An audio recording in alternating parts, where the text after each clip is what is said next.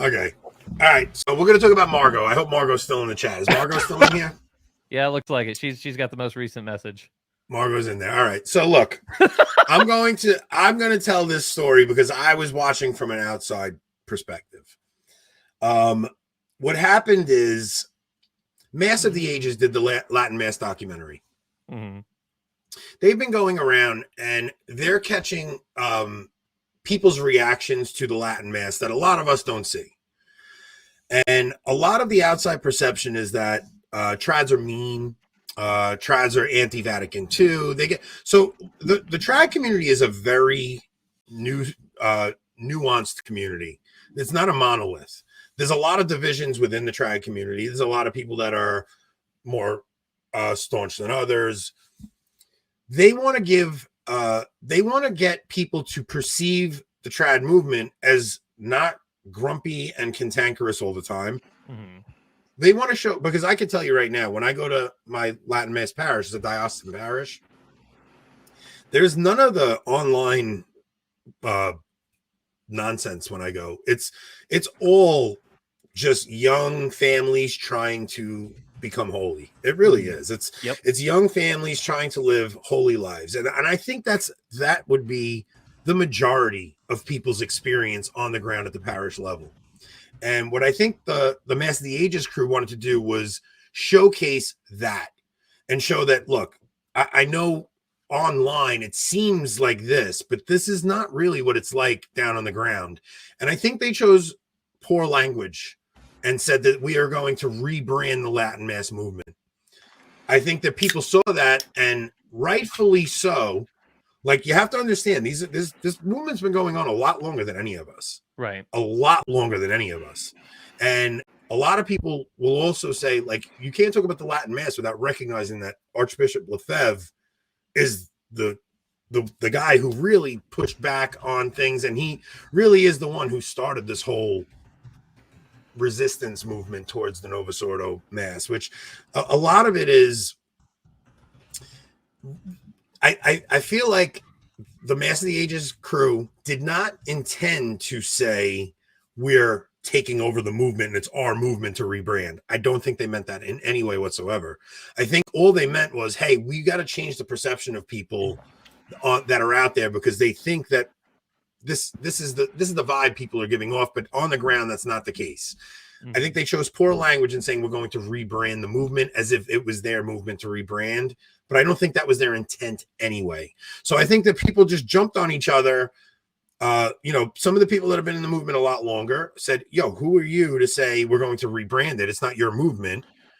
Not realizing that wasn't at all what they were getting. And they I think some people interpreted it as arrogance on their part instead of interpreting it in a charitable way where it was just, hey guys, we're on, we all love the Latin Mass. I just want people to see how amazing it is on the ground. I mean, I hope I'm doing it justice, and I hope I'm sharing both sides' perspective properly, because I stayed out of this argument and just kind of watched it from the outside, and that was my perception of it. But I could be wrong, and I could be speaking out of turn, and I hope not. Rob, you were in it. Yes, I was. Did I get so? And is that your entire statement, Rob? Well, look, I'm going to say probably this. Should be. Okay. I'm going to say this because I have been in some of these arguments on Twitter, and my thing is, the last time I did, I got emotional, right? And you have to be aware of, sometimes people are speaking, and I really do think a lot of this has to do with temperaments, Rob. Like, you taught me a lot about temperaments. I almost regret that, by the way. No, because it gave me some insight here, which I'm learning a little more about myself too. And the thing is, I think a lot of people in the trad movement are choleric. I mean, they're melancholic choleric. A lot of them are the Joe Boca temperament and the Kennedy Hall temperament. And these are people who care about ideals, and they're not concerned with if they offend somebody with what they say. And then you get somebody like a Rob or a me, and we are concerned with relationships, right? So I think we're friends with the Mass of the Ages crew. So when we see guys jumping on them and saying, who were you to say this? We're looking at it like, whoa. They didn't mean it that way. Like, chill out. Can you guys? So I really do see this as a temperament thing where those people are justified for feeling like they probably should have chose different language, but they went about it wrong and were a little bit hard the way they said it. And then I understand Rob's instinct to defend his friends because he cares about the relationships a lot. Like there's a lot that goes into play here. And I don't think people disagree so much. Yeah. As just temperaments clashing. That's my take. Rob, go ahead. You speak, bud. I mean, I think I think in a lot of areas there, you're right. What it feels like to me, and I'm probably just going to create more of a,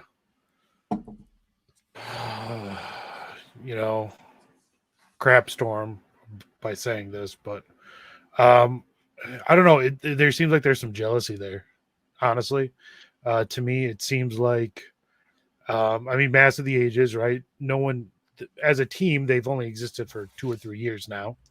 So yeah, they're new to the scene, if you will, and they've since had their stuff seen by literally millions of people all across the world, and have had a huge impact on the movement over the last few years, to the point where their impact might be larger than the collective impact of everyone that is upset about the way fight they've been in for years. Right. So, and now I think whether or not they should have used the word rebrand, I don't know, but I think they are right to see that they are a force that can literally change the perception of the whole movement. Whether people want to admit it or not, they are that. Well, for better or worse. Well, they have the money behind it. I'll also say this. Look, every one of us at one point or another were prodigal sons. And after you're a prodigal son, you come in, and then the danger is you become the older brother, right? So a lot of, especially the trads who have been in the movement for a long time, that's a danger, to become the older brother who gets bitter when some grace gets shined on and some attention gets shined on the new guys. So I hate the idea of, I don't want to speak for people. It's like, if you're looking at this from a spiritual perspective, we all have to be caught. Like, I have found myself in that position with people where it's like, this guy just came around. Who is he to say that? It's like, but look, I mean, who are we to limit God's grace? And who are we to, I don't know. I don't want to speak out of turn. I really don't. One of the big issues is there is sometimes an irrational reaction from the trads, no benefit of the doubt or charity to allow for clarity. They did the same thing to Michael Loft, and he's misunderstood. So, like, I would say this. I don't know if it was an overreaction or just a choleric way of saying things bluntly. And I do agree with you 100%, Enoch. Like, they don't see that they're saying something insulting and ad hominem. They think they're just stating a fact. And I've seen people online say that, like, well, the trads aren't the ones getting emotional, but it's like, whoa, I saw the things that you said to this person that were offensive to them and insulted them. And it's like, that is an emotional response. It's like, you could have spoken to this person in charity and hit them up on the side and said, hey, maybe this isn't the right approach to call it a rebrand, right? It's like, I don't know. I kind of see both sides in it, and I'm trying to be a peacemaker in ways that I never did before. I used to love lighting a fire and running, and I don't want that to be the case anymore. Our roles have reversed in this situation. Yeah, I know. Yeah. Look, Rob, you are you, and you're allowed to have an opinion, and not everything I say is going to reflect on you. And like, you and I are two totally different people, and you're allowed to have your opinion. I'm allowed to have mine. I was trying to be my, have my usual bit, if you will, of being the diplomatic peacemaker self, until a certain someone comes and claims that I don't get a say in the traditional movement because I don't go to the TLM every single weekend. Oh, that's just that kind of ended it for me.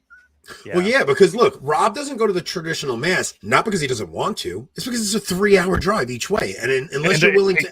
I still do that a lot of times. You do it a lot, and you have 2 little children and your wife's pregnant. Like, that's not... Look, if you're solo and you're going to make that drive, that's fine. That's a lot to ask of your 2 toddlers and a pregnant wife. It's just, look, I drive an hour each way back and forth to Mass on Sunday, and I catch a lot of flack for, like, not flack, but I catch a lot of eye rolls, and it's like, shut up, I'm dad. You're doing what I say.